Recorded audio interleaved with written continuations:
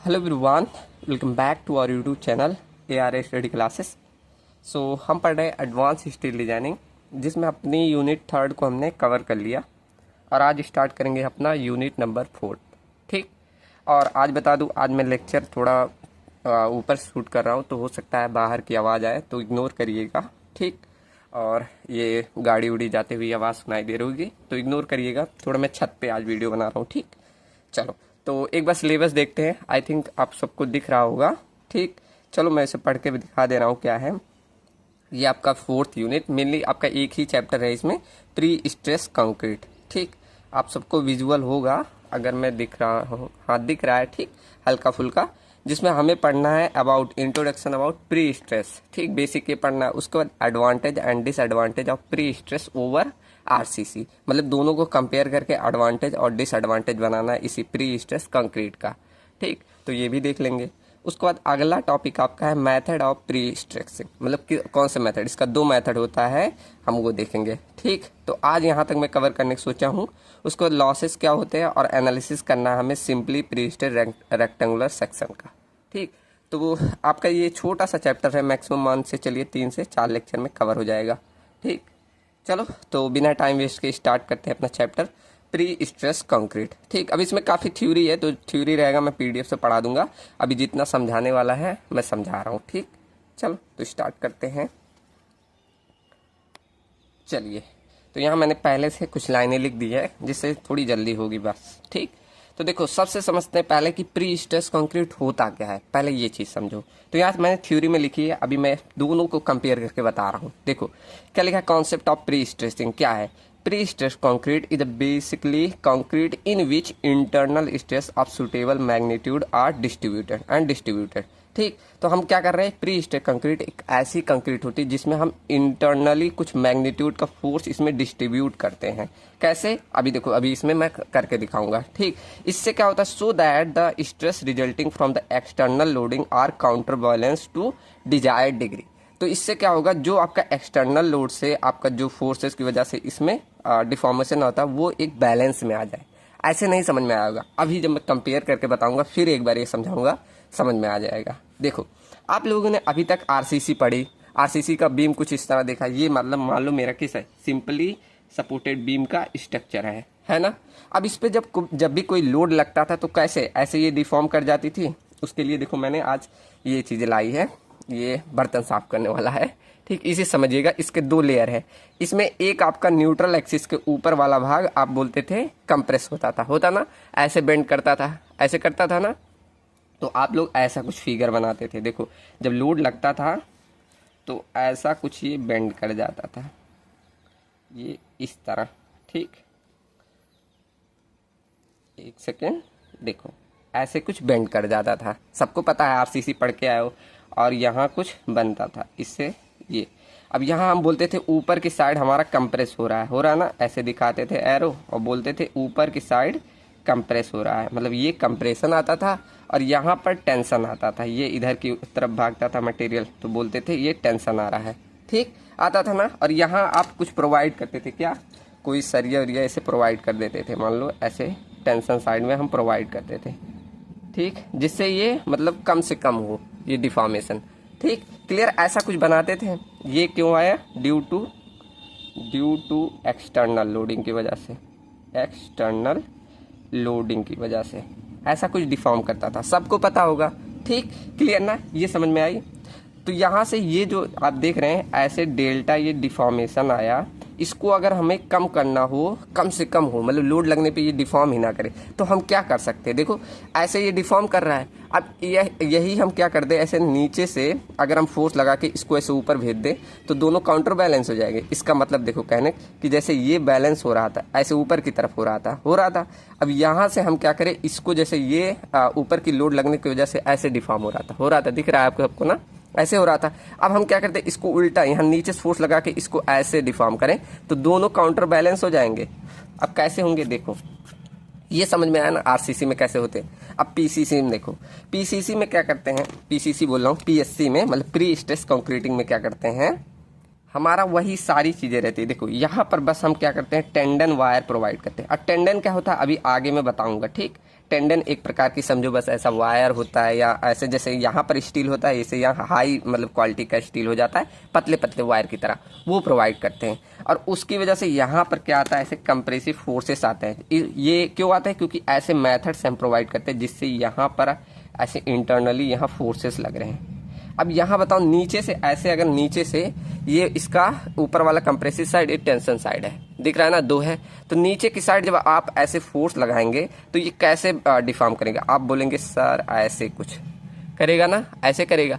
और ऊपर वाला साइड लोड लगने की वजह से क्या हो रहा है, वो ऐसे हो रहा है। अब बताओ दोनों क्या करेंगे, एक दूसरे के अपोजिट हो रहे हैं, तो इससे क्या होगा कि जो डिफॉर्मेशन आने वाली हुई वो एक बैलेंस में आ जाएगी, मतलब कम से कम होगी। जो यहाँ हो रही थी वो यहाँ नहीं देखने मिलेगी, मतलब जितने लोड पे यहाँ ऐसे डिफॉर्म कर जा रहा है उतने लोड पे यहाँ डिफॉर्मेशन होगा ही। समझे होंगे, अगर आपका ये सोम और टॉस मजबूत होगा तो आप लोग ये इमेजिन किए होंगे। चलो यहाँ मैं वही फिगर बना रहा हूँ कि ये यहाँ पर जो फोर्सेस, जैसे मान लो पी फोर्सेस आ रहे हैं इस टेंडन वायर को प्रोवाइड करने की वजह से, तो यहाँ लोड की वजह से, एक्सटर्नल लोड की वजह से कैसे डिफॉर्म करेगा, तो एक्सटर्नल लोड की वजह से कुछ ऐसा डिफॉर्म करेगा। चलो मान लिया ऐसा कुछ डिफॉर्म कर रहा है, ओके। अब उसी को काउंटर बैलेंस करने के लिए जब ये आप प्रोवाइड करोगे तो ये ऐसे ऊपर की तरफ, ये ऐसे इधर अब दबाएगा तो इसे ऊपर की तरफ, मतलब कुछ इस तरफ, ऐसे इस तरह। अब ये दोनों मतलब एक साथ ही कर रहे हैं तो इससे क्या होगा, आपका डिफॉर्मेशन आएगा ही नहीं। अब देखो क्या हो रहा है, एक कह रहा है इधर की तरफ डिफॉर्म करो, एक कह रहा नहीं इधर की तरफ करो, तो दोनों से क्या हो जाएगा, एक बैलेंस में रहेंगे। ठीक समझ रहे हैं ना, यही बात बन रही है यहाँ। तो इससे पूरा ओवरऑल फायदा क्या हो रहा है कि आपका जो प्री स्ट्रेस कंक्रीट है उसमें डिफॉर्मेशन आपको कम से कम देखने मिलेगा। मतलब यहाँ देखो, अगर इसका डिफॉर्मेशन डेल्टा 1 है और इसका डिफॉर्मेशन ऊपर की तरफ डेल्टा 2 है, तो दोनों जब आप जोड़ोगे तो एक उधर जा रहा है एक इधर, तो इससे क्या होगा, यहाँ कम से कम डिफॉर्मेशन आएगा। ठीक, ऐसे लिख दो। ये किसकी वजह से आ रहा है, ये आ रहा है ड्यू टू एक्सटर्नल लोडिंग की वजह से। ठीक, और ये ऊपर वाला डिफॉर्मेशन ऐसा होगा ड्यू टू इंटरनल लोडिंग।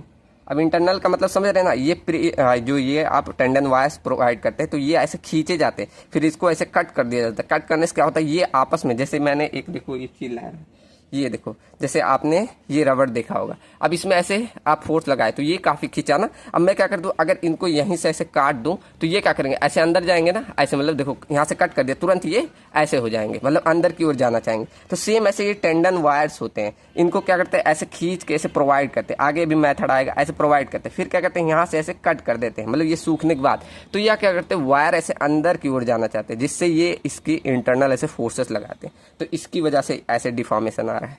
ठीक, चलो समझ में आया होगा ना, सबको समझ में आया होगा अगर ध्यान दिए होंगे मेरी बातों को। और डिटेल में लिखना चाहो ऐसे लिख सकते हो, देखो एक सेकेंड, देखो लिखना चाहो कि इसके कॉम्बिनेशन से ऐसे due to combination of both effect. ठीक, दोनों के इफेक्ट की वजह से क्या हो रहा है, एक में डेल्टा 1 ऐसे मान लो नीचे की हो रहा है, डेल्टा 1 डिक्रीज हो जाए, प्लस में एक में डेल्टा 2 ऊपर की साइड जा रहा है। ठीक, तो इससे क्या हो रहा है, एक में बोल सकते हो ऐसे जब होता है क्या बोला जाता है, सैगिंग, एक का हॉगिंग बोला जाता है। ठीक, तो एक में मान लो ये सैगिंग आ रहा है और एक में ऐसे पढ़े होंगे आप लोग, जो स्माइली शेप आता है वो सैगिंग, और जो ऐसे रूठा हुआ आता है वो हॉगिंग शेप। ठीक, ऐसे हॉगिंग लिख दे रहा हूँ, ठीक, हॉगिंग, ओके। तो यहाँ सैगिंग और हॉगिंग आ रहा है, तो इसके इफेक्ट से क्या होता है, दोनों कम से कम डिफॉर्मेशन हो सकते हैं। इससे हम कह सकते हैं, पूरा कंक्लूजन आप देना चाहो,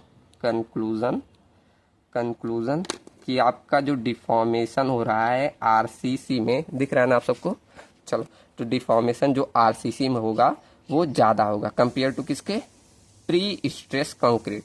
अब इससे ओवरऑल मतलब क्या हुआ, इसका मतलब ये हुआ कि इस स्ट्रक्चर में आप ज़्यादा से ज़्यादा लोड लगाओगे तब भी डिफॉर्मेशन नहीं आएगा, लेकिन आरसीसी में आपका एक लिमिट तक आप लोड लगाओगे तो उसमें डिफॉर्मेशन देखने मिलेगा। ये मेरे कहने का मतलब हुआ। ठीक, समझ में आया ना।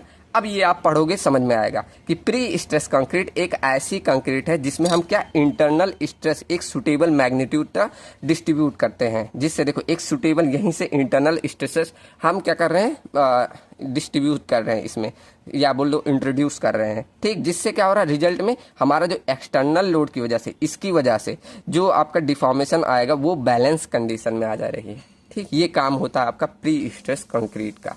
ठीक, सबको डाउट होता है क्या होता है ये, आज अगर आपने ध्यान दिया होगा तो क्लियर हुआ होगा। ठीक, इतना बेसिक सबको समझ में आएगा। अब आगे बढ़ते हैं। आगे मैंने एक पॉइंट और लिखा है, इसको ध्यान दीजिएगा। क्या लिखा है पढ़ो, पहले पढ़ो, उसके बाद मैंने यहाँ जो स्ट्रक्चर बनाया समझ में आएगा। देखो क्या लिखा है, द डायमेंशन या क्रॉस सेक्शन बोलते हैं of RCC member is seen to very large compare to the pre stress concrete. मतलब कहने का क्या हुआ कि आरसीसी में आपके जो क्रॉस सेक्शन बनते हैं वो बड़े बनते हैं कंपेयर टू पीएससी, मतलब प्री स्ट्रेस कंक्रीट। अब ये बातें आपने अगर कंक्रीट बीएमसी पढ़ी होगी तो वहां भी सुनी होगी कि प्री स्ट्रेस कंक्रीट के स्ट्रक्चर छोटे बनते हैं लेकिन आरसीसी मेंबर के स्ट्रक्चर बड़े बनते हैं। अब ऐसा क्यों होता है, ये रीजन समझिए। समझ में आना कि यहाँ पॉइंट क्या बोला है कि आरसीसी के मेंबर काफी बड़े बड़े क्रॉस सेक्शन के देखने को मिलते हैं, वहीं प्री स्ट्रेस के छोटे सेक्शन होते हैं। अब ऐसा क्यों होता है, देखो यहाँ क्या होता है, जैसे ये कोई मान लो सिंपली सपोर्टेड बीम है। ठीक, ये कोई बीम है। अब इसका ये क्रॉस सेक्शन, ऊपर कंप्रेशन आता है, टेंशन, ये मान लो कंप्रेशन आया, ये टेंशन, ऐसा ही कुछ होता है। ठीक, ये इसकी कुछ ऐसे न्यूट्रल एक्सिस आप बनाते थे XU। ठीक, इसी तरह होता है ना। अब आपको पता है जैसे जैसे यहाँ पर अगर आप फोर्स लगाओगे तो यहाँ पर क्रॉस सेक्शन बढ़ता है। क्यों बढ़ता है, आपने एक फॉर्मूला पढ़ा था कि compressive force equal to 0.36 FCKB into dot XU, ये पढ़ा होगा सबने। तो अगर आप कंप्रेसिव फोर्स की वैल्यू बढ़ाओगे तो क्या XU की वैल्यू बढ़ेगी, तो आप ऐसे बोल सकते हो कि compressive force directly proportional to XU। मतलब जैसे जैसे आपका कंप्रेसिव फोर्स बढ़ेगा आपकी डेप्थ ऑफ न्यूट्रल एक्सिस वैसे वैसे बढ़ेगी। तो मतलब क्या हुआ, आपका स्ट्रक्चर बड़ा बन रहा है। ठीक, स्ट्रक्चर बड़ा बनेगा तो कॉस्ट ज्यादा लगेगा। और वहीं प्री स्ट्रेस में क्या हुआ, अब ऐसा क्यों कर रहे हैं, क्योंकि यहाँ पर सिर्फ हम कंक्रीट में जो कंप्रेसिव स्ट्रेंथ है वो सिर्फ ऊपर का लेते हैं, टेंशन साइड वाला इग्नोर कर देते हैं। याद है आपको आरसीसी में ये आपने बोला था, ये पॉइंट मैंने भी वहां पढ़ाया है अभी जल्दी, तो वहां मैंने बोला था, ऐसे लिख लो कि हम यहाँ पर क्या करते हैं आरसीसी में, टेंशन साइड वाला, टेंशन शायद मैंने उल्टा बोल दिया, टेंशन साइड वाला कंक्रीट जो होता है वो इग्नोर करके चलते हैं। ठीक, तो यहाँ पर क्या कहते हैं, टेंशन साइड इज इग्नोर्ड, ऐसे नहीं लिखो, टेंशन साइड के कंक्रीट को, tension side concrete is ignored. ठीक, आप सबने पढ़ाओगे टेंशन साइड में हम कंप्रेसिव स्ट्रेस नहीं लेते, यहाँ पर जितनी कंक्रीट होती उसको हम इग्नोर करके चलते हैं। ठीक, ये मैंने उल्टा बना दिया था तभी मैं बोलूँ, ये ऊपर कंप्रेशन आता है, नीचे टेंशन आता है यहाँ। ठीक, तो नीचे वाला ये हम टेंशन साइड वाला कंक्रीट इग्नोर करके चलते हैं, करते हैं ना। तो ये आप ले ही नहीं रहे हैं तो आपका मटेरियल का कॉस्ट क्या पड़ रहा है यहाँ पर। देखो इससे क्या होता है, यहाँ पर जब बड़े स्ट्रक्चर बनाते हो तो सेल्फ वेट भी बढ़ जाएगा, सेल्फ वेट भी बढ़ता है, सेल्फ वेट बढ़ेगा और कंक्रीट का कॉस्ट, सब चीज़ें बढ़ रही है तो ओवरऑल बोल सकते हो कि कॉस्ट भी आपका बढ़ रहा है। तो ये सारी चीज़ें इसमें आ रही, डायमेंशन बढ़ने की वजह से इतनी सारी नुकसान आ रही। अब प्री स्ट्रेस क्या बोलता है कि हम दोनों साइड के मतलब कंक्रीट को, मतलब यहाँ भी दोनों साइड जितना भी कंप्रेसिव स्ट्रेस आएगा वो हम लेके चलेंगे। क्यों, क्योंकि यहाँ पर इन्होंने क्या किया, एक ऐसा टेंडन वायर प्रोवाइड कर दिया, इससे यहाँ इंटरनल स्ट्रेसेस डेवलप हो रहे हैं। इससे क्या हो रहा है, इंटरनल स्ट्रेसेस डेवलप हो रहे हैं, तो कंक्रीट भी एक स्ट्रेस डेवलप कर रहा है जिससे ये भी कुछ फोर्स ले पाता है। तो ये ओवरऑल पूरा स्ट्रेस, मतलब पूरा जो कंप्रेसिव, चाहे टेंशन साइड आए चाहे कंप्रेसिव साइड, दोनों साइड के कंक्रीट को इन्होंने लेके चला। ठीक, तो इससे क्या हुआ, यहाँ पर स्ट्रक्चर कम बने।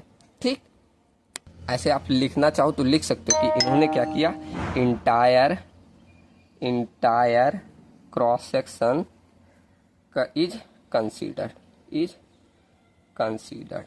ठीक, मतलब पूरे इंटायर क्रॉस सेक्शन को ही कंसीडर कर लिया। अब बताओ जब इन्होंने पूरा स्ट्रेंथ ले लिया, मतलब पूरा यूटिलाइज कर रहे हैं, तो वहाँ क्या हो रहा है, आपका सेल्फ वेट भी घट जाएगा, सेल्फ वेट जो रहेगा स्ट्रक्चर का वो भी कम आएगा, कॉस्ट कम आएगा। कॉस्ट कम आएगा और दोनों साइड के फोर्सेस आपका कैरी कर रहे हैं तो आपका ये स्ट्रक्चर क्या होते हैं, छोटे बनते हैं। या काफ़ी सुना होगा कि आपने देखे होंगे रेलवे के जो स्लीपर्स होते हैं वो कितने पतले पतले होते हैं और कितना आपका ट्रेन में हैवी लोड को कैरी करके डिस्ट्रीब्यूट करते हैं। ठीक, आप लोग रेलवे भी पढ़ रहे हैं तो वहाँ भी ये रिलेट कर सकते हो। ठीक, समझ में आया ना कि किस तरह इसमें आरसीसी में और पीएससी में क्यों आपके यहाँ बड़े मेंबर बनते हैं और यहाँ छोटे मेंबर। ठीक, तो ओवरऑल यहाँ आपको बेसिक समझ में आ गया होगा कि आपका क्या है प्री स्ट्रेस कंक्रीट। ओके, अब मैं चलता हूँ थोड़ा पीडीएफ पे। अभी क्या है, मैंने सारी चीज़ें ऑलरेडी मेरे पास है। आपको यहाँ से दिखेगा नहीं, मैं यहीं समझा दूंगा। देखो है, ठीक, तो यहीं समझा दे रहा हूँ, थ्योरी है। ठीक, जैसे एडवांटेज एंड डिसएडवांटेज आपका बोला है तो मैं वो समझा दे रहा हूँ। ठीक, चलो तो इस पे आते हैं मैं थोड़ी देर के लिए। ठीक, स्क्रीन रिकॉर्डिंग पे। ओके, चलो तो यही सारे नोट्स हैं। ठीक, तो इससे वही जो पॉइंट बताएं वही है, बस यहाँ थोड़ा ये फिगर शॉर्ट में है, वो जो मैं बताऊँ वही ध्यान देना। और यहाँ कुछ पॉइंट है, इसको भी पढ़ना होगा तो उसी में ऐड कर लेना। देखो जैसे कि इक्विटी में क्या होता है, थ्योरी ज़्यादा चाहिए होता है तो ये भी सब लिख लेना। हालांकि आपको समझ में आ गया होगा, वही सारी चीज़ें यहाँ लिखी हुई है। क्या लिखा है देखो, the concrete is pre-stressed by placing under compression period to support only dead load beyond its own dead load। ठीक, मतलब लोड के बियॉन्ड भी आपका लोड कैरी कर सके, इसके लिए हम क्या करते हैं, कंप्रेशन पहले प्रोवाइड करते थे ना। ये जो कर रहे हो यहाँ, इसे कंप्रेसिव फोर्स ही दे रहे हो टेंडन वायर के थ्रू। कैसे देते हैं देखो, आगे लिखा भी है रीजन।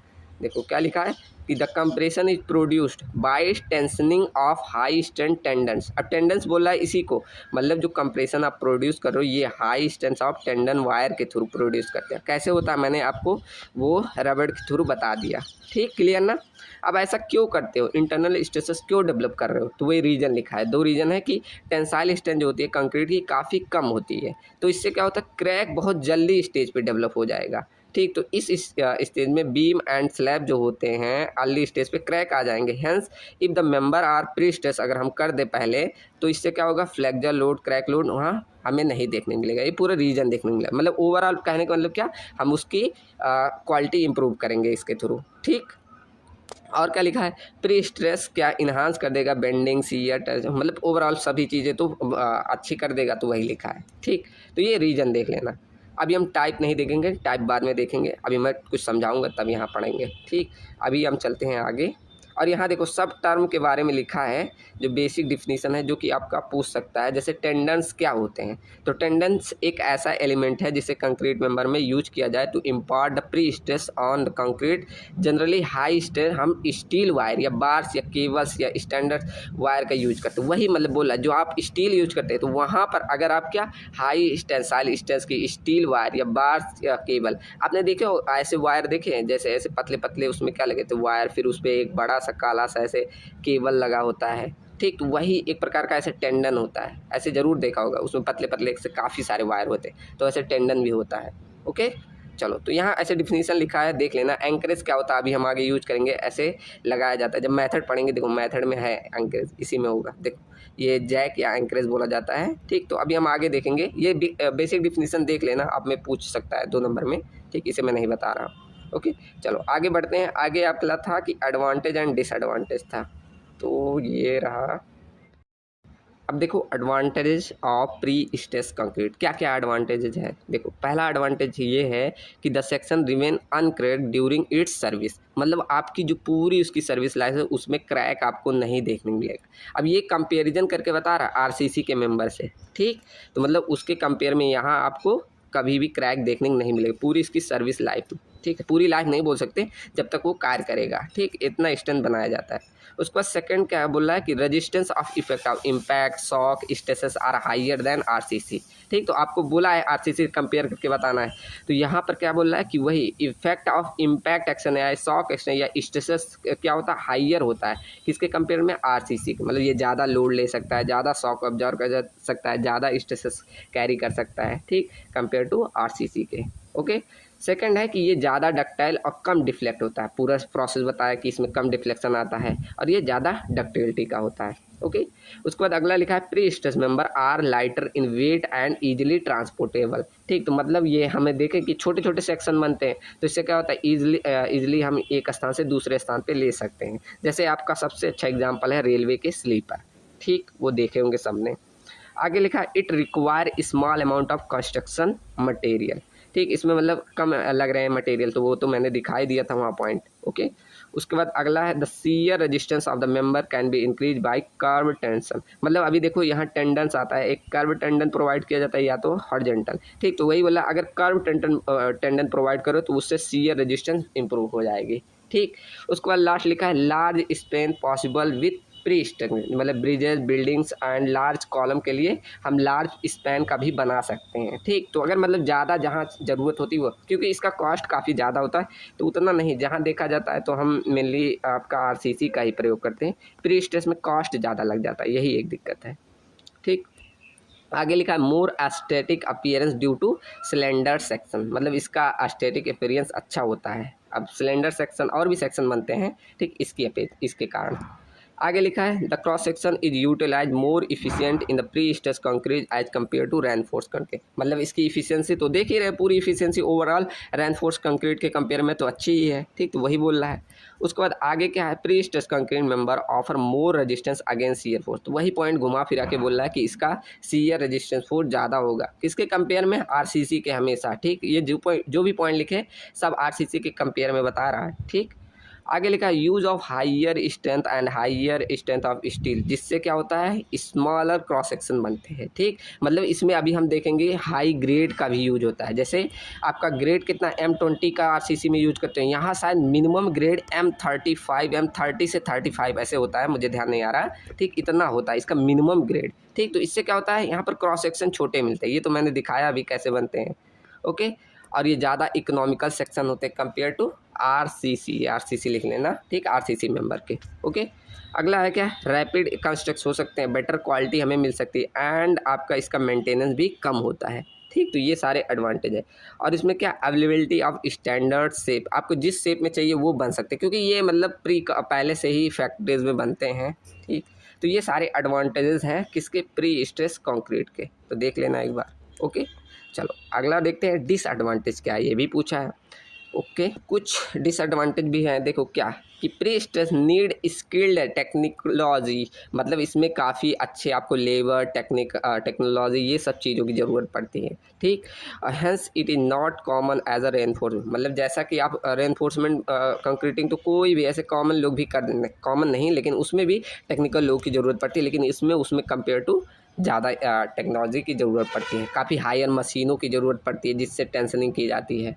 ठीक, उसके बाद सेकंड क्या है pre stress required some special equipment. अब वही आ गया ना कि इसमें कुछ आपका इक्विपमेंट की ज़रूरत पड़ती है, जैसे जैक्स हो गया, एंकरेज हो गया, और काफ़ी ऐसे मशीनें होती हैं जो ऐसे टेंशनिंग करने के लिए होती है। अभी जो टेंशनिंग ऐसे करके कट करते हैं तो वहाँ कटिंग टूल्स की ज़रूरत पड़ती है। ठीक, तो इसमें ये आपका डिसएडवांटेज है कि कुछ स्पेशल इक्विपमेंट की ज़रूरत पड़ती है। ओके, अगला है कि हाई टेंसाइल स्टील इसमें ज़रूरत पड़ती है, जिससे क्या वेरी डिफ़िकल्ट पड़ती है टू प्रोसीजर। ठीक, मतलब इसमें काफ़ी जो स्टील यूज करे वो उसकी हाई टेंसाइल स्ट्रेंथ पड़ती है, तो ये यूज करना पड़ता है। ओके, और इसके बाद क्या रिक्वायर हाई स्किल्ड वर्कर की, वही बोला ना आपका वर्कर इसमें काफ़ी अच्छे चाहिए, नॉलेज काफ़ी अच्छा खासा होना चाहिए। ठीक, उसके बाद सेकंड का it is a costlier than the RCC. अब ये तो बात है ये, जब सारी चीज़ें अच्छी क्वालिटी की लोगे तो ज़्यादा तो कॉस्ट पड़ेगा आरसीसी कंपेयर में। ठीक, तो ये भी एक डिसएडवांटेज है। उसके बाद pre stress concrete section are less fire resistance, ये मतलब कम फायर रेजिस्टेंस होते हैं। ओके, तो ये सारे डिसएडवांटेज हैं ऑफ प्री स्ट्रेस कंक्रीट के। ओके, चलो अब यहाँ पर अगला पॉइंट है कि आप ये अभी आगे हम ये देखेंगे, ये दोनों में difference pre tending and post tending दो टाइप होते हैं, मतलब ये प्री स्ट्रेस कंक्रीट का, तो इसे अभी आगे मैं पढ़ाऊँगा तब बता दूंगा। ओके, यहाँ हम देख लेते हैं दोनों में डिफरेंस कि प्री स्ट्रेस कंक्रीट और आपका आरसीसी में क्या अंतर होता है। ठीक, क्योंकि ये भी पूछ सकता है। चलो देख लेते हैं कि क्या डिफरेंस होता है आरसीसी और पीएससी में। ठीक, चलो देखो पहला डिफरेंस है कि फटीक लिमिट इज़ लो और इसमें फटीक लिमिट हाई होता है। अब ये कैसे क्या बोल दिया, फटीक आपको पता है कि आप ऐसे बचपन में या कभी भी ऐसे किए होंगे, ऐसे कोई वायर लेते हैं, ऐसे इसको घुमाते हैं, ऐसे से मतलब सॉरी देखो फिर से बना रहा हूँ, ऐसे लिए इसको करते ऐसे एक बार ऊपर घुमाए, फिर एक बार ऐसे नीचे घुमा देते, फिर एक बार ऐसे नीचे ऊपर, ऐसे मतलब एक ही वायर को नीचे ऊपर घुमा देते। तो यहाँ आप देखते थे कि उसमें ऐसे बीच में से ऐसे क्रैक होकर यहाँ टूट जाता था, हो जाता था ना। तो इसमें जो आप वायर लोगे वो इसकी फटीक लिमिट लो रहती, मतलब कम से कम ऐसे नंबर ऑफ ऐसे रिवोल्यूशन बोला जाए या ऐसे बोल दो रोटेट कर रहे हैं, तो इससे कम नंबर से अगर टूट जा रही है तो इसकी फटीक लो होती। लेकिन इसमें आपको बहुत ज़्यादा ऐसे ज़्यादा बार ऐसे घुमाओगे तब जाकर कहीं टूटेगी। आप कंपेयर कर लेना, ऐसे एक पतली सी वायर लेना और एक खूब महीन सी वायर लेना, ऐसे खूब महीन सी, इससे कंपेयर में तो इसकी फटीक क्या रहेगी, लो रहेगी। और इसमें कब ज़्यादा फटीक रहेगी, फटीक मतलब समझते हैं ना कि नंबर ऑफ ऐसे जो रिवोल्यूशन, क्या बोलूँ मुझे ध्यान नहीं आ रहा, ठीक, ऐसे मतलब घुमाया जाए तो इससे अगर ज़्यादा आ रहा है तो उसकी फटीक हाई है, अगर कम पे टूट जा रही तो उसकी फटीक लो है। कहने का मतलब यही है, ठीक। तो इसमें काफ़ी पतले पतले वायर रहते हैं इसलिए इसकी फटीक हाई है, और इसमें काफ़ी मोटे मतलब तार रहते हैं, तार नहीं स्टील रहते हैं, तो इसलिए इसकी फटीक लो होती है। ओके, समझ में आया। उसके बाद increase of deflection it deform more compare to PSC, तो वही इसकी डिफ्लेक्शन ज़्यादा होती है कंपेयर टू पीएससी के, और इसकी कम होती है कंपेयर टू आरसीसी के। कितना होता है देखो, 1/4 होता है, ठीक। उसके बाद मटेरियल इसमें कॉस्ट कम होता है लेकिन इसकी मटेरियल कॉस्ट ज़्यादा पड़ती है। और इसमें माइल्ड स्टील या डिफॉर्मेशन बार का हम यूज़ कर लेते, लेकिन इसमें हाई स्ट्रेंथ टेंडन्स का यूज किया जाता है। टेंडन किसके बने होते हैं, हाई स्ट्रेंथ टेंसाइल स्ट्रेस के, ठीक, जैसे सिंगल वायर या मल्टी वायर के थ्रू, ऐसे पतले पतले वायर के थ्रू ये बने होते हैं टेंडन्स, ठीक। फिर उस पर ऐसे ऊपर से हम कुछ लगा देते हैं, ऐसे बने होते हैं टेंडन्स, ठीक। चलो समझ में आया ना। अब आगे देखते हैं। आगे आपका है कि इसमें कोई इंटरनल स्ट्रेस नहीं बनते हैं, ठीक। यहाँ वहाँ बनते हैं आरसीसी में दिखाया ना, लेकिन इसमें हम इंटरनल स्ट्रेस लाते हैं। कैसे, आपका लोडिंग के थ्रू, इसके जब टेंडन वायर कट करते हैं तो वहाँ इंटरनल स्ट्रेस आ जाते हैं, ठीक। उसके बाद छठा पॉइंट क्या है कि टेंसाइल क्रैक इसमें विजुअल आ जाते हैं, ठीक, क्योंकि टेंसाइल के साइड में कंक्रीट को हम इग्नोर करके चलते हैं और वहाँ पर मतलब क्रैक देखने को मिल जाते हैं, लेकिन यहाँ आपको क्रैक नहीं देखने को मिलेगा, ठीक। और यहाँ इसका सेल्फ वेट हाई होता है, क्यों होता है मैंने पूरा रीजन बताया, और इसका सेल्फ वेट लो होता है। ओके, इसमें नो क्वालिटी कंट्रोल रिक्वायर्ड, लेकिन इसमें क्वालिटी कंट्रोल आपको मतलब यहाँ जब भी आप बनाओगे तो क्वालिटी कंट्रोल उतना नहीं देखना पड़ेगा कंपेयर टू इसके, ठीक। और इसमें स्किल लेबर की ज़रूरत पड़ती है क्वालिटी कंट्रोल करने के लिए। उसके बाद नीड सीयर रेनफोर्समेंट, मतलब इसमें जितना चाहिए उतना सीयर रेनफोर्समेंट आ जाता है, लेकिन shear reinforcement is registered by the providing tendons, ठीक। तो मतलब इसमें सीयर रेनफोर्समेंट ऐसे आप क्या प्रोवाइड करते थे, ये स्टीरअप्स बोलते थे, ये प्रोवाइड करते थे, ठीक। और यहाँ पर आपको कोई भी मतलब ऐसा नहीं, सिर्फ टेंडन के थ्रू ही आप सीयर रेनफोर्समेंट मतलब सीयर टेंशन को रजिस्ट कर सकते हो, ठीक। और यहाँ क्या, no high strength of concrete के, मतलब इसकी जो ग्रेड ऑफ कंक्रीट होती है M20 तक हाइयर होती है, ठीक। लेकिन यहाँ इसकी मिनिमम जो होती है M30 या M35, इसी दोनों में है, मुझे ध्यान नहीं आ रहा, इसका इतना होता है, ठीक। और ये क्या है, लेस ब्रिटल होते हैं, ये ज़्यादा ब्रिटल होते हैं, ठीक। तो ये एक कंपैरिजन रहा किसमें, आरसीसी और पीएससी में, ठीक। क्लियर ना। चलो अब हम बढ़ते हैं अगले टॉपिक पे, किस पे, ये आपका रहा मेथड ऑफ प्री स्ट्रेसिंग, ठीक। यहाँ समझ में आ गया कि एडवांटेज डिसएडवांटेज और बेसिक इंट्रोडक्शन मैंने समझा दिया। ओके, चलो अब आगे बढ़ते हैं। अगला मैं समझा रहा हूँ, चलो लिख के बताऊँगा कि मेथड कौन कौन से, ठीक। चलो तो अगला टॉपिक क्या, मेथड ऑफ प्री स्ट्रेसिंग। अब ये कौन कौन से, दो मेथड होते हैं, एक आपका pre tensioning pre stress concrete, मैं यहाँ लिख रहा हूँ। पहला मैंने बोला pre tensioning pre stress concrete, ऐसे शॉर्ट में लिख दो PSC, ठीक, समझ जाना। मेथड पहला कौन सा, pre tensioning pre stress concrete, ठीक। सेकंड मेथड आ जाता है post tensioning pre stress concrete, ठीक। ये दो मेथड होता है। अब यहाँ कैसे समझोगे, देखो यही समझ में आ जाएगा। प्री मतलब आप बोल सकते हो पहले, प्री मतलब पहले, और पोस्ट मतलब बाद में, ठीक।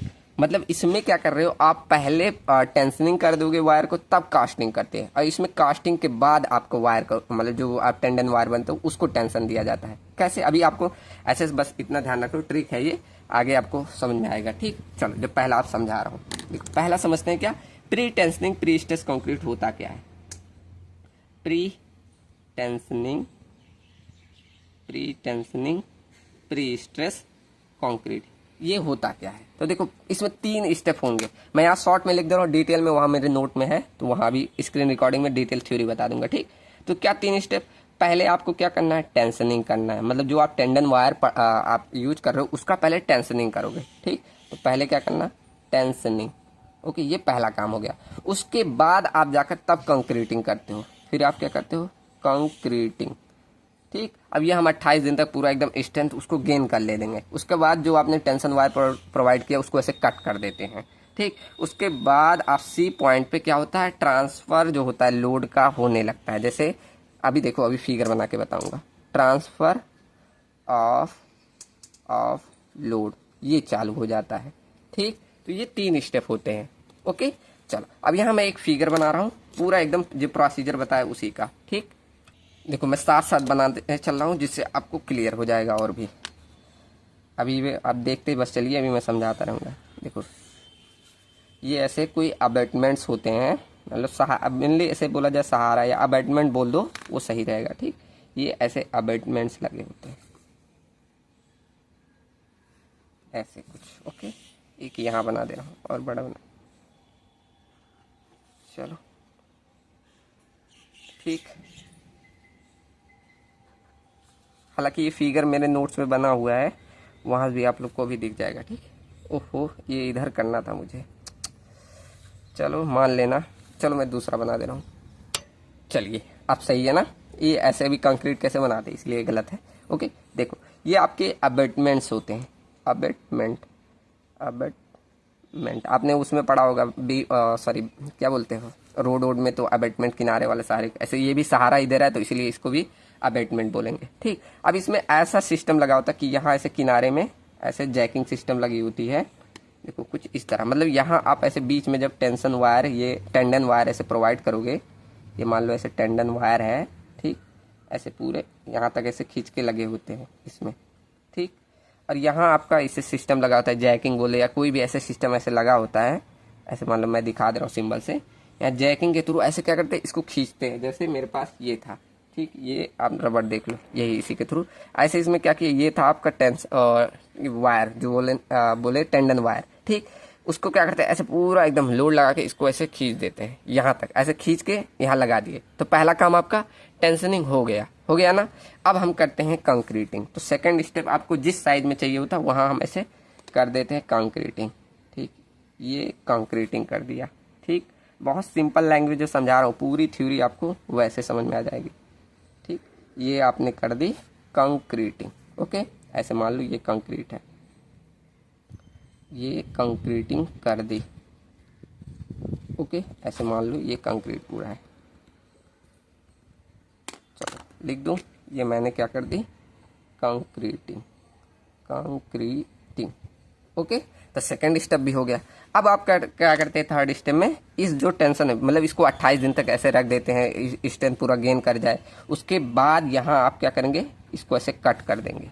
ठीक, अब आप ही बताओ, जब यहाँ पर ऐसे ये काफ़ी टेंशन करके ऐसे लगी हुई है, दिख रहा है ना, ऐसे लगी हो। अब यहाँ जब आप इसको कट करोगे तो ये टेंशन वायर ऐसे अंदर की तरफ ऐसे जाने की कोशिश करे। देखो ऐसे टेंशन करके मैं इसको लगाया हूँ, कुछ ना कुछ ऐसे अंदर जाने की कोशिश करेगी। ठीक, देखो जैसे यहाँ से कट किया, तुरंत ये अंदर की तरफ ऐसे फोर्स लगाएगी। अब यहाँ टेंशन साइड में दिखाना, मैंने काफ़ी ऊपर लिखा दिया। ठीक, मतलब ये ऊपर ये नीचे। ठीक, तो इस तरह यहाँ ऐसे इसको कट कर देते हैं। यहाँ इसे दिखा दो, एक सेकेंड, यहाँ इसको दिखा दो। ये आपका कौन सा टेंशन वायर है, ये आपका, सॉरी टेंशन बोलो, टेंडेंस है। ठीक, टेंडेंस वायर है। ओके, तो इस तरह हम ये करते हैं। समझ में आया ना पूरा स्टेप, कैसे हम प्री स्ट्रेसिंग करते हैं। ओके, और ये जो पूरा मेथड है ना, इसे बोला जाता है, मतलब ये हायर मेथड के थ्रू, मतलब जो पूरा मेथड है, ये हायर एक मतलब थे सिविल इंजीनियर ही थे, तो उन्होंने ये पूरा प्रोसेस दिया। ठीक, तो ये पूरा जो मेथड है, ऐसे बोल सकते हो, ये हायर मेथड का, higher HOYER।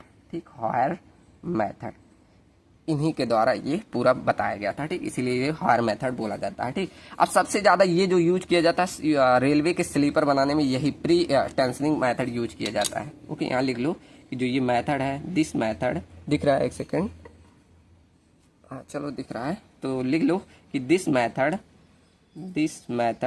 Is widely used in making of क्या, रेलवे स्लीपर्स। ठीक, स्लीपर्स सही है ना, तो रेलवे स्लीपर्स को बनाने में किया जाता है। ये गलत लग रहा है कैसे, SLEE होता है, PRS, ये सही है। ठीक, तो ये मेथड सबसे ज़्यादा कहाँ, रेलवे स्लीपर बनाने में किया जाता है। ठीक है ना। चलो अब आगे देखो, आगे पूरा स्टेप लिखना हो, यहाँ मैं शॉर्ट में लिखा दे रहा हूँ, अभी मैं स्क्रीन रिकॉर्डिंग में दिखा दूंगा पूरा थ्योरी कैसे लिखना है। ठीक, यहाँ आपको जब भी रिवीजन करना हो तो यही देखना। पहला आप क्या स्टेप कर रहे हैं, टेंशनिंग ऑफ रेनफोर्समेंट आपका पहला स्टेप है। ठीक, तो ऐसे लिख दोगे tensioning of reinforcement and being it at the rate ends पे। ठीक, तो ऐसे हम इंड्स पे इनको रख के टेंशनिंग कर दे रहे हैं, ये पहला आपका स्टेप है। ओके, उसके बाद सेकंड स्टेप आपका क्या, कास्टिंग करना। ओके, सबको अब पता ही है कि क्या करते हैं, casting of concrete and remain it कितने लिए, फॉर 28 डेज के लिए, टू गेट हार्ड देन। ठीक, तो उससे क्या हार्ड हो जाए, 28 दिन तक ऐसे ही रखते हैं। उसके बाद 28 दिन के बाद क्या करते हैं, इसको ऐसे वायर को कट कर दे रहे हैं। ठीक, 28 दिन के बाद क्या करते हैं, कटिंग ऑफ टेंडन।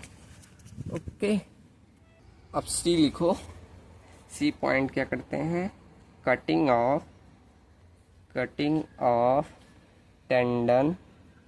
ठीक, उसके बाद हम टेंडन को कट कर दे रहे हैं, ऐसे लिखो, on entire side of concrete. अब बहुत सारे टूल आते हैं कटिंग, तो वहाँ नाम नहीं लिखा रहा हूँ। ठीक, अभी इससे क्यों कर रहे हैं, cutting off tendon on entire side of concrete to attend से क्या कर देगा, अटेंड कंप्रेसिव फोर्स ऐसे ला रहा है। ठीक, टू अटेंड कंप्रेसिव फोर्सेस। ठीक, कंप्रेसिव फोर्सेस कहाँ पर, देखो आपका नीचे, यहाँ पर नीचे बिलो द न्यूट्रल एक्सिस, नीचे। ठीक, बिलो द न्यूट्रल एक्सिस। ठीक, तो पूरा ये 3 स्टेप में मेनली होता है। अभी जो थ्योरी है वो मैं एक बार स्क्रीन रिकॉर्डिंग में दिखा दूंगा। ठीक, यहाँ ये शॉर्ट में है। ओके, तो पहला स्टेप समझ आया, प्री टेंसिंग में पहले हम टेंशनिंग कर दे रहे हैं वायर का, उसके बाद कास्टिंग कर दे, फिर ट्रांसफर ऑफ लोड कैसे हो रहा है, ये हम टेंशन वायर को कट कर देते हैं, फिर वहां से हमें लोड देखने को मिलेगा, ऐसे ये अंदर की तरफ लोड ट्रांसफर करेगा। ठीक, क्लियर, पहला मेथड समझ में आया। चलो सेकंड मेथड में चलते हैं। आपको शायद कभी कभी दिखे ना, जैसे यहाँ अब ऊपर से मुझे स्क्रीन जो है ना दिख नहीं रही। ठीक, तो कभी अगर दिखे ना तो आप लोग थोड़ा मेरे वॉइस से आप लिख लेना। ठीक है, ऑलरेडी नोट्स में दे ही दूंगा। चलो सेकंड लिखो, सेकंड आपका क्या था, पोस्ट टेंशनिंग मेथड। एक सेकंड, चलो सेकंड आपका है क्या, पोस्ट टेंशनिंग मेथड। ठीक, पोस्ट टेंशनिंग मेथड। अब देखो, पोस्ट मतलब मैंने क्या बोला था, बाद में आपका क्या टेंशनिंग करते हैं, तो मतलब इसमें कहने का मतलब आप इसमें पहले से कंक्रीटिंग कर दोगे। देखो ये आपका कोई बीम उम है, ऐसे मान लो।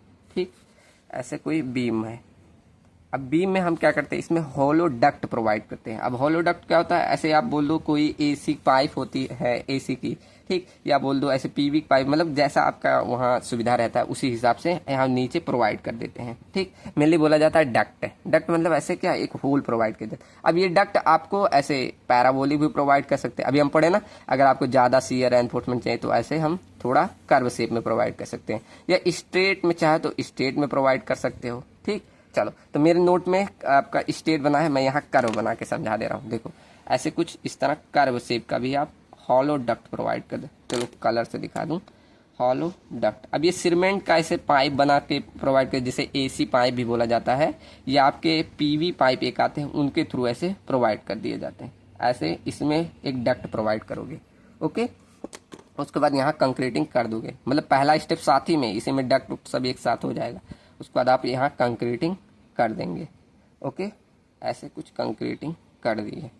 ठीक, अब बाद में हम क्या करते हैं, वो टेंडन वायर इसमें बीच में से प्रोवाइड कर रहे हैं। देखो ये इस पेन से दिखा रहा हूँ, बाद में मैं यहाँ टेंशन वायर को ऐसे इसमें प्रोवाइड कर दूंगा। ठीक, कुछ ऐसे। अब यहाँ पर हम एंकरेज लगाते हैं, या बोल दो जैकिंग ऐसे कर देते हैं, ये ऐसे एंकरेज या जैकिंग। अब ये सब करने के बाद ये 28 दिन तक सूख जाएगा, उसके बाद हम इसमें टेंशनिंग डालेंगे, तब यहाँ पर हम क्या करते हैं, जैकिंग लगाते हैं। जैकिंग या बोल दो एंकरेज करते हैं। ठीक, उसके थ्रू हम ये क्या ऐसे जैकिंग का बढ़ाते जाते लोड, जिससे ये क्या कंप्रेसिव फोर्स लगाएगा और ये टेंशन वायर ऐसे खींचते जाएगी। ठीक, तो ये पूरा प्रोसेस इसमें होता है। समझ में आया ना। चलो तो यहाँ ऐसे लिख दो, ये फिगर समझ में आया, सारी चीज लिख दो। यहाँ पहला, यहाँ आपने क्या किया, कंक्रीटिंग, पहला स्टेप कंक्रीटिंग, ये आपका फर्स्ट स्टेप था। ओके, उसके बाद इसी में साथ में आपने डक्ट भी प्रोवाइड किया, इसे डक्ट बोला जाता है। ओके, फिर यहाँ आपने एंकरेज या बोल सकते हो जैकिंग की। ठीक, चलो अब यहाँ आगे लिखते जा रहा हूँ, पहला स्टेप यहाँ लिख दे रहा हूँ कि पहला आप क्या करेंगे, कंक्रीटिंग। कंक्रीटिंग यहाँ मैं शॉर्ट में लिखा दे रहा हूँ, आपको भी डिटेल वहाँ नोट में है। ठीक, उसके बाद सेकेंड आप क्या करते हैं, टेंशनिंग। टेंशनिंग, उसके बाद थर्ड स्टेप आपका होता है एंकरेज प्रोवाइड करना, एंकरेज या बोल दो जैकिंग। जैकिंग ये करते हैं। ठीक, तो इसमें भी यही मेनली 3 स्टेप ही है। कुछ पॉइंटर भी लिख दे रहे हैं। ठीक, तो पहला काम क्या करते हैं, हॉलो डक्ट प्रोवाइड करते हैं और उसके बाद कंक्रीटिंग उसके ऊपर हम कर देते हैं। हॉलो डक्ट क्या, ऐसी पाइप मेनली होती है जिसके अंदर हम क्या बाद में टेंडन वायर डाल सकें। ठीक, तो पहला यही लिख लो कि हॉलो डक्ट, हॉलो, समझ में आया ना कि क्या करते हैं, बस इसमें क्या बाद में टेंशनिंग कर रहे हैं। ठीक, ओके, तो hollow duct is provided and concreting is done above it। ठीक, उसके ऊपर हम कंक्रीटिंग कर दे रहे हैं। ठीक, अब यहाँ एक ध्यान दीजिए, क्या यहाँ डायरेक्टली कोई कांटेक्ट नहीं होता, ये आप जो स्टील और कंक्रीट प्रोवाइड कर रहे हो, क्योंकि इसके बीच में ये डक्ट आ रहा है। ठीक, तो ऐसे लिख लो कि यहाँ पर there is no direct contact मत लिखो, ऐसे कनेक्शन लिख दो। There is no direct connection between steel and concrete. ठीक, तो इन दोनों के बीच कोई भी डायरेक्ट आपका कनेक्शन नहीं होता। देखो बीच में ये डक्ट आ रहा है ना। ठीक, तो इसलिए हम बोलते हैं कि यहाँ पर कोई आपका डायरेक्ट कनेक्शन नहीं होता कंक्रीट और ये स्टील के बीच में। ठीक, उसके बाद देखो अगला हम क्या करते हैं, कंक्रीटिंग जब हम कर दे रहे हैं तो फिर इसमें 28 दिन तक रखेंगे, उसके बाद हम टेंशनिंग करते हैं। ओके, तो यहाँ लिख दो concreting is remain for set, किसके लिए, 28 डेज के लिए। ठीक, तो concrete is remain for set कितने के लिए, 28 डेज के लिए। ठीक, जिससे क्या होगा, उसके बाद हम क्या कर देंगे, यहाँ हार्डर हो जाएगा, उसके बाद हम क्या करेंगे, आफ्टर हम उसके बाद टेंशनिंग करते हैं। आफ्टर इट लिखो, after it tensioning reinforcement is done. ठीक, उसके बाद आप टेंशनिंग रेनफोर्समेंट करोगे। ठीक, क्लियर ना यहाँ तक। अब ये भी लिखना चाहो लिख लो कि टेंशनिंग करने के लिए जैकिंग या एंकरेज का यूज करते हैं, तो ऐसे लिख लो jacking are use to tensioning of reinforcement. ठीक, तो जैकिंग का हम यूज करते हैं टेंशनिंग करने के लिए। क्लियर ना। चलो अब यहाँ पर आपको ये मैंने डक्ट दिखाया था ना, तो ये आपको स्ट्रेट या पैराबोलिक दोनों कर सकते हो। ठीक, तो ऐसे लिख लो प्रोफाइल ऑफ रेनफोर्समेंट जो है यहाँ आप है वो आपका पैराबोलिक या स्ट्रेट दोनों हो सकता है। अभी स्ट्रेट वाला मैं PDF में दिखा दे रहा हूँ। ठीक, तो यहाँ लिख लो कि प्रोफाइल ऑफ टेंडन बोल दो या बोल दो जो रेनफोर्समेंट दे रहे हो। ठीक, वो कैसा हो सकता है, कैन बी स्ट्रेट या पैराबोलिक, ये आप जैसा चाहें वैसा दे सकते हैं। ठीक, तो ये दोनों मेथड हुए क्या, pre tensioning and post tensioning. Okay, तो ये पूरा शॉर्ट में है। चलो डिटेल में आपकी थ्योरी भी थोड़ी बहुत है, उसे मैं नोट में दिखा दे रहा हूँ। ओके, यहाँ मैं बस समझा दे रहा हूँ कि प्री टेंशनिंग पोस्ट टेंशनिंग क्या है। ठीक, चलो अब एक बार फिर से हम चलते हैं अपने स्क्रीन रिकॉर्डिंग पे। तो देखो यही दोनों मेथड पढ़ा ना, यहाँ लिखा टाइप, वही टाइप या मेथड एक ही चीज़ है। तो 2 टाइप है, एक आपका प्री टेंशनिंग सिस्टम या लिखा है pre tensioning pre stress concrete, ये एक ही बात है। ठीक, तो एक ये मेथड होता है, एक ये मेथड होता है। ठीक, तो pre tensioning and post tensioning. तो प्री टेंशनिंग का देखो ऐसा कुछ फिगर, पहले यहाँ कंक्रीटिंग कर दिए, फिर टेंडन वाइज, फिर यहाँ से हम क्या करते हैं, कट करते हैं। ठीक, तो देखो लिखा कास्टिंग और कंक्रीट, फिर यहाँ से क्या करते हैं, कटिंग कर देते हैं टेंडन को, तब इससे क्या होता है, यहाँ ऐसे स्ट्रेसेस डेवलप हो जाते हैं। ऐसे भी आप स्टेप वाइज फिगर बनाना चाहे तो भी बना, देखो फिगर से आपका नंबर और अच्छे से मिलेगा। तो ये ऐसे आप स्टेप वाइज बनाना चाहो तो ऐसे कर लेना। ठीक, ये भी बहुत अच्छा ही है। ठीक, तो यहाँ थ्योरी पूरी लिखी हुई है, कैसे क्या करते हैं देखो लिखा हुआ है। आप लिखना चाहे तो पूरा ऐसे स्टेप में लिख लेना, मैंने जो लिखा है वो भी सही है। ठीक, चलो तो यहाँ पहले क्लियर है ना, अब पढ़ के नहीं बता रहा हूँ, आप लोग पढ़ लेना, इतने होशियार हैं चलो। चलो सेकंड मेथड में क्या करते हैं, हम यहाँ एक हॉलो डक्ट प्रोवाइड करते हैं, उसके बाद यहाँ पर टेंशनिंग करके तब जैकिंग या एंकरेज प्रोवाइड कर देते हैं। ओके, तो इस तरह इसमें करते हैं। ठीक, क्लियर। अब यहाँ जो जो टर्म यूज किया सारे टर्म यहाँ लिखे हुए हैं, अगर जो टर्म ना आएगा यहाँ पढ़ लेना एक बार, कि मैं बस यहाँ दिखा दे रहा हूँ। अब यहाँ हम डिफरेंस देख लेते हैं डायरेक्टली। ठीक, और यहाँ देखो प्री स्ट्रेसिंग के भी टाइप होते हैं, जैसे फुल प्री स्ट्रेसिंग, ये आपके सिलेबस में नहीं है इतना, बस पढ़ना होगा अगर पढ़ लेना। ठीक, ये मैं छोड़ रहा हूँ। देखो इसके भी टाइप बहुत सारे होते हैं, full stressing, limited pre stressing या पार्शियल बोल दो, moderate pre stressing, axial pre stressing, eccentric pre stressing, आपका कॉन्कोर्डेंट प्री स्ट्रेसिंग। ठीक, तो ये सब मत देखना, इतना ज़्यादा नहीं जाना है, आपके सिलेबस में बस बोला है मेथड टाइप वाला। ठीक, उतना ही देखना है। ओके, यही दो मेथड आपके पूछे जाते हैं। ठीक, अब एक बार उनमें अंतर देख लेते हैं, अंतर भी पूछ लेता है। तो ये अंतर मैंने स्किप किया था, यहाँ देख लेते हैं। ठीक, तो पहला तो फिगर आपको यहाँ दिख ही रहा था ऊपर, वो भी आप बनाना चाहो बना देना जब भी अगर दोनों में डिफरेंस पूछेगा। ओके, उसके बाद देखो क्या करते हैं, प्री टेंशनिंग में क्या करते हैं, in this method the concrete is pre stress with the tendon wire before is placing it position. तो मतलब यही कह रहा है कि कंक्रीट को प्लेस करने से पहले ही हम क्या कर रहे हैं, टेंडन वायर्स को प्री स्ट्रेस कर दे रहे हैं, और इसमें वही उसका उल्टा ही करते हैं। ठीक, मतलब पहले कंक्रीटिंग कर देंगे तब बाद में करते हैं। ओके, तो वही सारा अंतर है। उसका सेकंड क्या, this method is developed due to bond between the concrete and steel and, मतलब ये जो मेथड है कब होता है, जब आपका कंक्रीट और स्टील में बॉन्ड बन जा रहा है तब होता है, और ये क्या ड्यू टू बियरिंग की वजह से आता है इसमें। ठीक, चलो तो सेकंड इसमें फोर्थ पॉइंट क्या है, प्री टेंशनिंग इज प्रिफर जब का आपका स्ट्रक्चरल एलिमेंट बहुत स्मॉल और इजीली ट्रांसपोर्ट हो तब इसका करते हैं, और इसका कब करते हैं, ये जब आपका स्ट्रक्चरल एलिमेंट हैवी हो तब वहाँ पर ये मेथड यूज करते हैं। ठीक, ओके ओके, अगला देखो पाँचवा, in this method similar pre stress member are preferred, मतलब इसमें सिमिलर मतलब काफ़ी सिमिलर क्रॉस सेक्शन होते हैं, और लेकिन इसमें क्या आपके क्रॉस सेक्शन चेंज हो सकते हैं। In this method product are change according to the structure, मतलब जैसा स्ट्रक्चर है उसके अकॉर्डिंग इसका आपका मेंबर रहेगा। ठीक, सातवां क्या अंतर है, सातवां है कि pre tensioning is done for the factories 10, मतलब इसे आपका फैक्ट्रीज में बनाया जाता है, इससे आप factories as well as side पे भी बना सकते हो। ओके, अब सातवां डिफरेंस देखो, in this type of pre stressing cable called standard और टेंशन बिफोर कास्टिंग, मतलब वही लिखा है कि कास्टिंग से पहले ही टेंशन कर दे, इसे वो बाद में करते हैं। ठीक, आठवां देखो, आठवां क्या है कि pre stressing member are product is mould, मतलब इसे जो बना रहे हैं मोल्ड में, मतलब एक सांचे में देकर कंक्रीटिंग करते हैं तब करते हैं ना, तो ये बोल रहा है। और इसमें cable are use place of wire and jacks, मतलब ये सारी चीज़ें इसमें यूज की जाती है वो बता रहा है। ठीक, और नौवां क्या अंतर है कि ये चीपर होता है बिकॉज इसमें cost of seating is not involve, मतलब अब यहाँ सीथिंग का मतलब होता है कि उसमें कोई ऐसे ऊपर से जो चीज़ें यूज की जाती हैं, मतलब बेसिकली इसका हिंदी मतलब नहीं आ रहा है याद मुझे, आवरण या बोल सकते हो। ठीक, तो उसी का मतलब इसमें कॉस्ट जो होता है कम आता है, लेकिन यहाँ पर वो चीज़ें सारी यूज की जाती है सीथिंग चीज़ें। ठीक, अब 10वां डिफरेंस क्या है, ये मोर रिलेबल एंड ड्यूरेबल होता है, और ये भी डिपेंड करता है कि एंकरेज मैकेनिज्म कैसा यूज किया उस पर डिपेंड करेगा। ठीक, इसमें लॉसेस परसेंटेज 18% तक होता है, लेकिन इसमें 15% तक। ठीक, losses percent less than about 15%।